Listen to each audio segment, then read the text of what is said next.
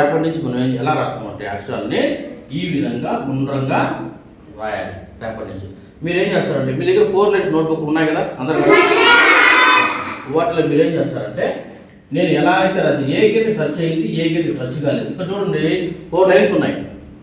ఈ last line కింద line ఉంది కదా దానికి టచ్ అవ్వట్లేదు. ఓకే, క్యాపిటల్ లెటర్స్ అన్నీ కూడా ఫస్ట్ ఉండే 3 లైన్స్లోనే రాయాలి.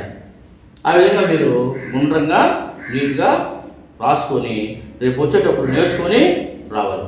చూడండి ఇవి క్యాపిటల్ లెటర్స్. రేపు మీకు ఏం చేస్తాను స్మాల్ లెటర్స్ చెప్తాను. ఓకేనా? ఇలా ఉన్నటువంటి ఈ లెటర్స్ మనం ఏమంటామంటే లూసిడా రైటింగ్ అంటాం. ఏమంటాము?